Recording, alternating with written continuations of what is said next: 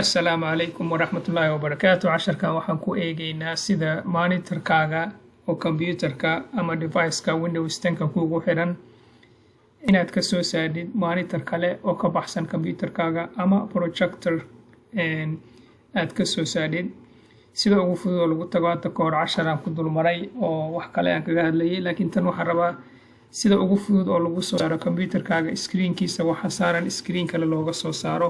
Marka waxaa laba qaab ayaa suurtagal ah inaad duplicate ka dhigtid, oo duplicate micnihiisa yahay waxa screenkayga saaran screen kalena ka soo saar, macnaha si isku mid ah oo wax kasta oo screenkan saaran screen kalena uu ka soo baxayo.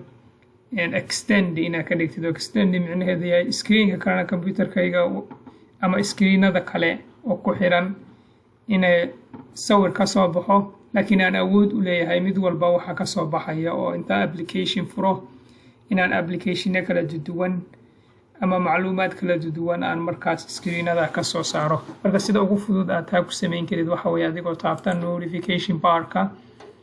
Markaad taabatid waxaad taabanaysaa project hadda halkan ka weysid macnaha uusan qayb ka mid ah waxyaalahan icon-adan ama sawiradan yaryar oo meesha saaran uusan ka mid ahayn, waxaa right click ku samaynaysaa claps, waxaa oranaysaa edit, waxaa oranaysaa add. markaas wixii aad rabtid halkan optionka halkan ka soo baxaya, hadduusan macnaha hore ugu jirin aan ka wada halkan ka soo baxaya. marka waa taabanaysaa, marka ku dadid waxaad oranaysaa done. hadda battery oo kale rabo inaan ku daro ama all settings oo kale waan taabanayaa, all settings halkaas iga soo baxday done. markaan ku daro oo halkan iga soo baxo haddaan taabto projector, qaybta ugu koreysa waxa weeye PC only. marka micnaheedu waxa weeye computerkan kaliya sawirka monitorkayga, wax kale meel kale kama soo baxayo, computerkan kaliya ka soo baxaya, oo kuwa kale hadday ku xiran yihiin xataa kama soo baxayo. waa this PC only kaliya, macnaha computerka screenkiisa. waxaan kaloo samayn karaa duplicate, micnaheedu yahay wax kasta oo computerkan kasoo monitorkan aan hadda uga jeedno monitorada kale oo ku xiran computerkana si isku mid ah ayuu uga soo saarayaa. optionka kale oo aan haysto waxa weeye inaan sameeyo extend micnaheeda waxa weeye markaas waxbaan furi karaa hadda internetka oo kale, markaas waxaan u gudbin karaa screenka kale oo markaas screenkayga computerka ma ahane screenka kale. internetkii applicationkii aan furay screenkan kama muuqdo, mid kale ayuu saaran yahay. haddaan hadda furo application kale, kasoo qaad Chrome oo kale aan furay, screenkan uu saaran yahay Chrome. marka haddaan duplicate ka dhigo sida kale oo aan ku tegi karo meeshaan ka tegay halkan notification bar project, waxaan kaloo samayn karaa keyboardka ayaan waxaan taaban karaa window key P oo hal mar ayaan wada taabanaya. waa window keyga calaamadda Windowska loogada keyboardka ay ku sawiran tahay, keyga ay ku sawiran tahay iyo letterka P ama xarafka P ayaan hal mar isla taabanaya. markaan isla taabto ayaa waxa ii soo baxaya optionadan oo hadda extend uu joogaa.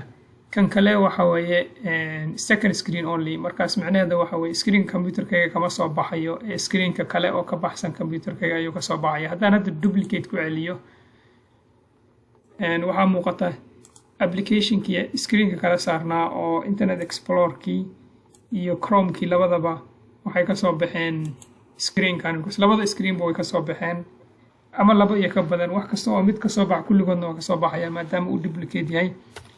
haddaan iraahdo extend micnaheedii waxa weeye markaas labada screen option u leeyahay inaan mid walba wixii ka soo saaraan aniga geeyo.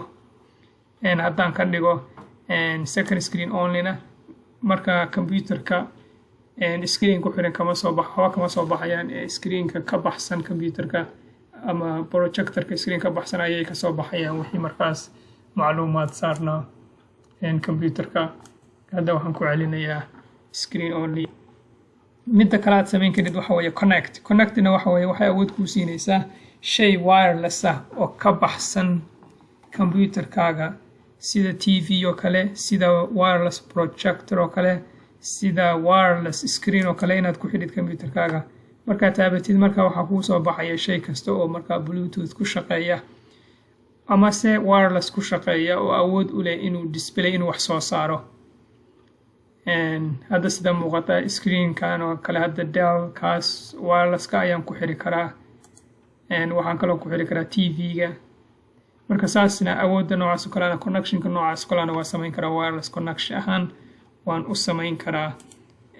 Marka casharkan halkaasaan kusoo koobaya oo ah sida ugu fudud oo lagu sameeyo screen project laba monitor ama ka badan looga soo saaro computerkaaga ama projection loogu sameeyo projector looga soo saaro wixii screen-kaaga saaran. Assalaamu calaykum.